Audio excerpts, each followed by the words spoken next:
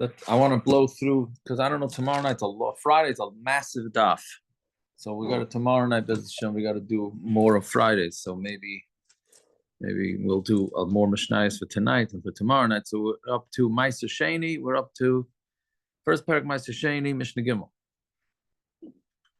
So like we discussed, Maaser Sheni, you bring up to Yerushalayim all the years of the Shemitah cycle, except for the 3rd and the 6th and the 7th. And most of the time, you didn't have the koyach to bring your, not koyach, or the koyach, or you didn't have the wherewithal to bring the grains and fruits and all that up to Yerushalayim. So you would put it onto money. So now you take the money and you bring it to Yerushalayim. And you're supposed to buy food over there. So there are rules and regulations what food you're allowed to buy. So let's say you bought a behema to be a carbon, which is the best thing to do with the money. Because like this, you're taking the Maaser Sheni money, which has kedusha to it, and you're buying other kedusha. So if you buy a behema for zivchei shlamim, oy chaya lebasar taiva, which is a very interesting terminology, that just means a wild animal. That which the reason why it says dafka wild animal, because those cannot be brought in the mizbeach, and that you buy it for taiva. So anything that's not a carbon is called basar taiva. All right. So it sort of takes a little bit of the gishmak out of eating a steak when it's called your steak taiva, right? So I mean, it sort of brings the reality to it.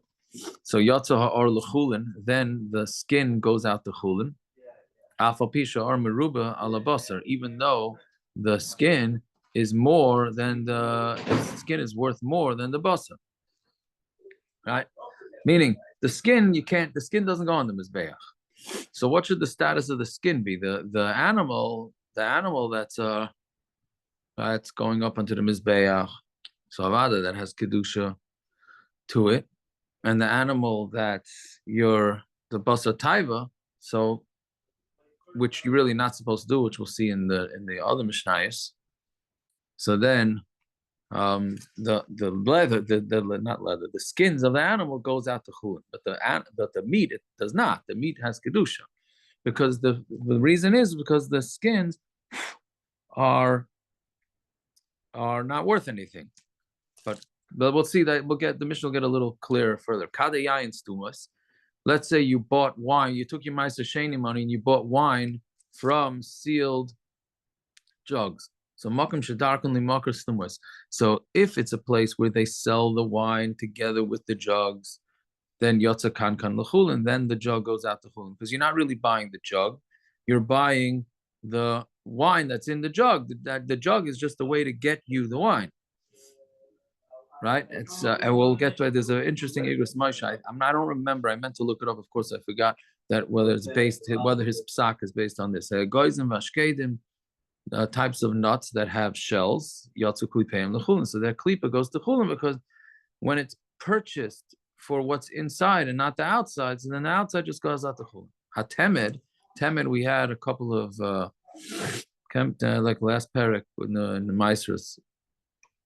So temet is like a wine-flavored drink. You soak the dregs in the water, and then it becomes wine-flavored. So temet actually hichmitz, before it becomes hichmitz, meaning before the wine takes effect in the water, then all it is water, and you're not allowed to be paida Maaser Sheni on water. If that's the case, you are not allowed to buy this wine-flavored water before it really gets the flavor of the wine is not allowed. And when it does become, once it becomes wine flavor, then nilkach because of Maaser, then you are allowed to use the Maaser. You're allowed to use the Maaser Sheni, right? So I think so. Ramosha Feinstein has a psak, and it's a very common question. People buy spices. Parents, I think you had this. No, you buy spices, and you empty it out, and then you put in new spices or something like that. So now do you have to toivel the glass that the spices come in? Or if you have a pickle jar and you decide you want to reuse the pickle jar, or a coffee jar, etc., and you want to reuse it. So Ramosha Feinstein has a tshuva. He says you don't have to toivel it, because that jar was never meant to be a utensil. That jar was meant to to transport the spices or pickles or whatever to you. Now you decided to make it into a new utensil. You're a yid, so you made the utensil, right? So this Mishnah makes sense with that. When you're buying something and you're not buying it for the utensils, and then the utensil does not have any sort of kedusha. Okay, so just to repeat, you can buy this Mishnah is saying that you could buy meat that's a carbon with your Maaser Sheni money, or you can buy basar taiva also. But since you don't care to have the skin, then the skin has no kedusha to it, even if the skin is actually worth more than the meat. And the same thing would be when you buy bottles of wine, jugs of wine that are not meant to, meaning people don't serve out of them. But if you're going to buy jugs of wine that are normally used to dispense, and then if you want to buy the jug, you have to pay more money, then that would be a different din, which is coming up in the next Mishnah. So Mishnah Dalet, Halikei Chaya L'Zivchei Shlamim. Let's say you bought a Chaya for Zivchei Shlamim, which is not allowed. There's no such thing as a Chaya, as that's a carbon. Behema L'Basar Taiva, or you bought a Behema, but you didn't buy it for a carbon. You bought it for eating, which is Asim D'Rabbanan. You are not allowed to buy a Behema with Maaser Sheni money unless it's going to be a carbon. All right? So lo yatsa ar lechulin. If that's the case, the ar does not go out to chulin, meaning it's not even in the parsha. Meaning there's no kedusha to it because the money that you spent on the animal remains kaddish, because the animal itself is not. You weren't allowed to buy these things. So since you weren't allowed to buy them, the whole purchase is meaningless. So the ar does not go out to chulin. All right. So it's just meaningless. What about jugs of wine that are open or closed? So and it's a place where they get sold when they're open, meaning they take it out of the wine and you have to bring your own jug. So then the kankan does not go out to chulin, because if you decided to buy the kankan with your maaser money, which you're not supposed to do, but let's say you did, so then it doesn't go out to chulin because it still retains the kedusha because it was bought with Maaser Sheni money. Saleh zeisim b'saleh anovim imakli. But let's say you bought a basket of olives or a basket of grapes with the kli. Now baskets also usually were not bought together with the fruits. So then lo yatsu demei akli l'chulin. In that case, the money does not go out to chulin, right? Because it's not, meaning you're allowed to buy fruit, but the basket's not considered food, right? And you're not allowed to buy the basket with the Maaser Sheni money, right? So therefore, the whole buying the basket's not allowed, and Mamela, the money that was paid for the basket retains its Maaser Sheni status. All right, so this Mishnah is saying that if you buy things that you're not allowed to, like a chaya as a korban, or a regular animal for basar taiva, right, like a cow, so then that doesn't go out to chulin because the whole purchase was meaningless. And jugs of wine, they're meant to be, if they're meant to be sold with the wine, so then it goes out to chulin. But if it's not meant to be sold, then it doesn't, the kankan does not go out to chulin because the whole thing was not allowed. The whole purchase was not allowed. Oh, now we get to what the din is, Mishnah Hey. I'm just going to do a couple more Mishnahs because we're not going to do it tomorrow night. If you take your Maaser Sheni money and you buy water, salt, fruit that's attached to the ground, or fruit, or fruit that's going to decay before it gets to Yerushalayim, like kana Maaser, you are not, the Maaser is not kana. So you can buy anything else with Maaser, food-wise, except for these four things: water, salt, fruit that's attached to the ground, and fruit that will not make it to Yerushalayim. Fine. Let's say somebody bought peiros, right, outside Yerushalayim. Shoygig, so if he did it by mistake, because you're not really supposed to buy the peiros outside Yerushalayim. So if he did it by mistake, yachsaru daman l'mekayma. Just you have to put the money back in its place, meaning you give back the fruit You take back the money, and the money still has the kedusha. Mazid, but if he did it on purpose, meaning he knew he was using Maaser Sheni money, and he did it anyways, and he bought stuff outside of Yerushalayim, then Yalu, he has to bring the fruit up to Yerushalayim, v'yochlu b'makam, and he has to eat it in Yerushalayim. B'me'ein mikdash, and if there's no Beis HaMikdash, then you're kavu, then he has to make the fruits decay. Right? So this mission is saying that the four things that you're allowed to take is water, salt, fruit that's attached to the ground. I'm saying those are the things you're not allowed to take: water, salt, fruit that's attached to the ground, fruit that's going to decay. You're not allowed to. If you did it, b'shoigeg, then you just put everything back. You just buy it back and everything. So you did it on purpose. You still have to bring it up to Yerushalayim. But if there's no Beis HaMikdash, then you have to let it decay because it has kedusha. Mishnah Vav, halekech behema. Let's say you took a behema, which we said you're not allowed to do. Shoigeg, if you did it by mistake, meaning the money he spent for the animal, he didn't realize it was Maaser Sheni money. Yachsad dameh l'mekayma. You put the money back in its place, meaning the whole sale was no good. Mazid, if you did it on purpose, tala v'seyach b'makam, you have to bring it up and eat in Yerushalayim, v'me'ein mikdash, and there's no mikdash to cover al yedei oira, you bury it together with its skin.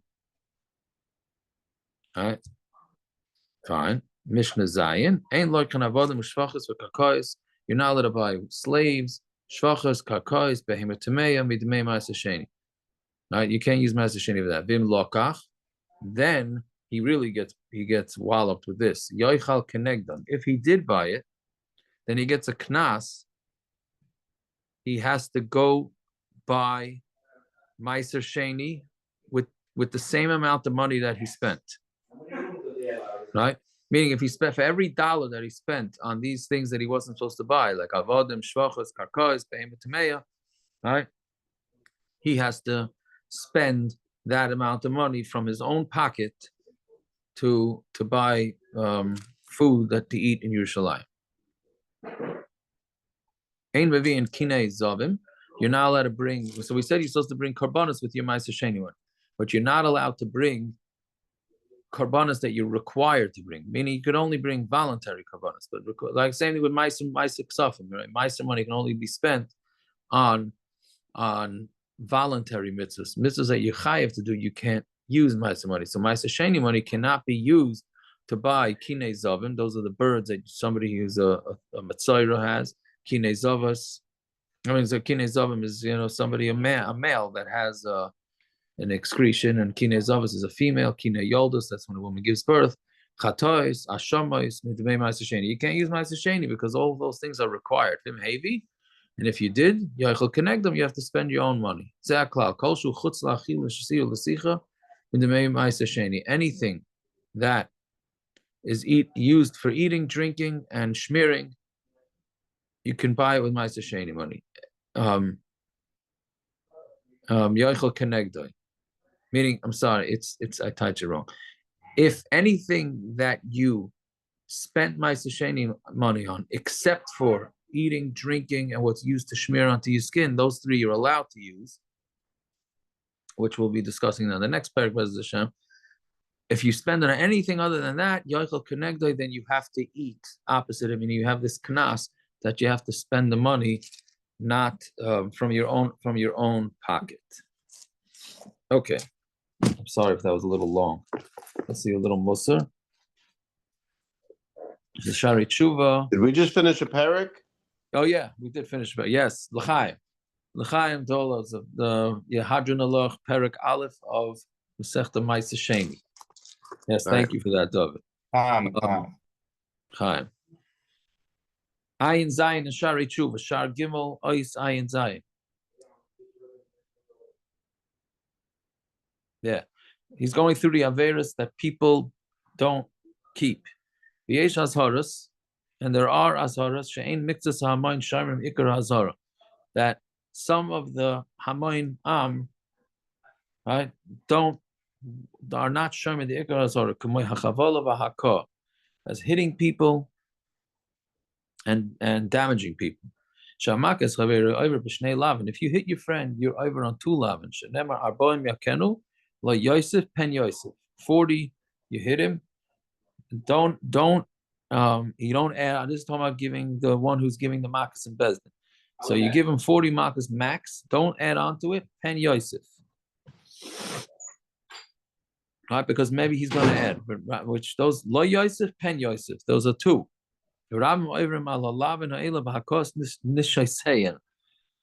Ah, you like that one?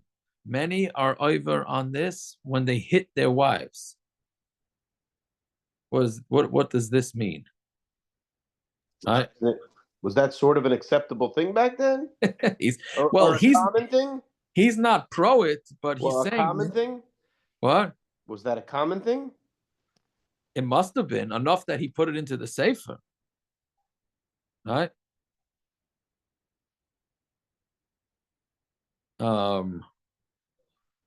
I don't know what to tell you, but clearly it was common enough to hit wives, and meaning what he's coming from, that people thought that they own their wives. So if they own their wives, they can hit them at their at their will. But he's saying that's not allowed. All right. Footnote here has a thing from the Aruch HaShulchan. I have to look it up after what he says. Anybody who lifts his hand on his chaver, even if he didn't hit him, nikra rasha, he's called a rasha. Right? This is he said to Rasha, why are you hitting? That was last week's parsha, right? Yeah. He said that's what Moshe told him. He's making a deal. Lama Saka, why would you hit your friend? It doesn't say why did you, but rather why would you? Which means he didn't yet hit him. He just lifted up his hand to hit him, and Moshe Rabbeinu caught him. So you see that just lifting up your hand is a problem. V'yav Amar and Hanifaisi al Yosem Yadi. And Eev said, if I ever lift up my hand on against the Yosem, right? And then he says a whole curse at the end of that pasuk. Rav Huna kotzat yad hamaka. Rav Huna would cut off the hand of somebody who would always hit people. Right?